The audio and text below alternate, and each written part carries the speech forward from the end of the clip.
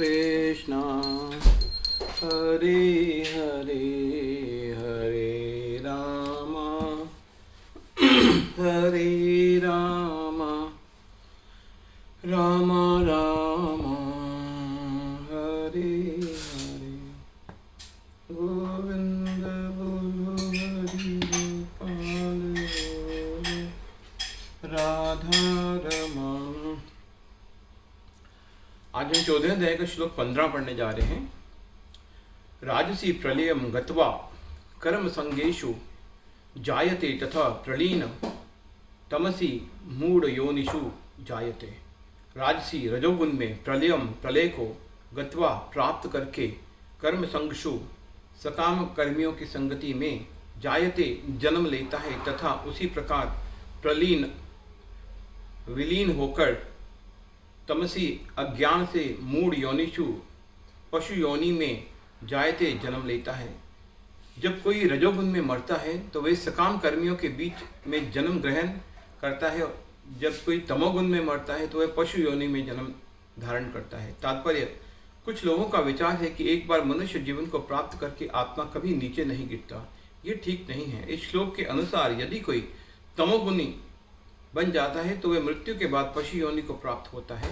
वहाँ से जीव को विकास प्रक्रम द्वारा पुनः मनुष्य जीवन तक आना पड़ता है। अतएव जो लोग मनुष्य जीवन के विषय में सचमुच चिंतित हैं उन्हें सतोगुणी बनना चाहिए और अच्छी संगति में रहकर गुणों को लांघ कर कृष्ण भाव अमृत में स्थित होना चाहिए। यही मनुष्य जीवन का लक्ष्य है। अन्यथा इसकी कोई निश्चितता नहीं कि मनुष्य को फिर से मनुष्य योनि प्राप्त हो।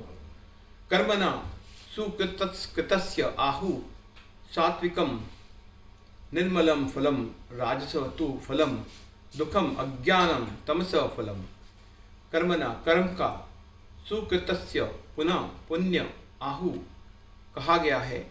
सात्विकम सात्विक, निर्मलम विशुद्ध, फलम फल, राजस रजोगुण का, तू लेकिन फलम फल, दुखम दुख, अज्ञानम व्यर्थ, तमस तमोगुण का फलम फल।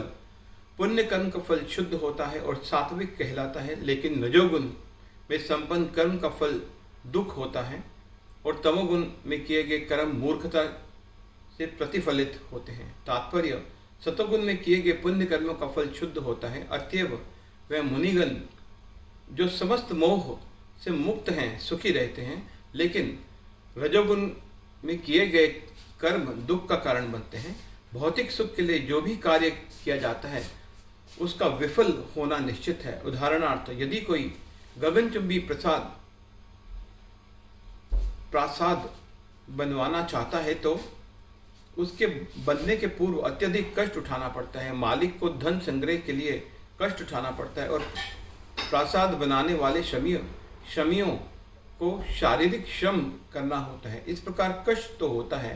अतएव भगवद गीता का कथन है कि रजोगुण के अधीन होकर जो भी कर्म किया जाता है उसमें निश्चित रूप से महान कष्ट भोगने होते हैं। हरे कृष्णा कृष्णा कृष्णा।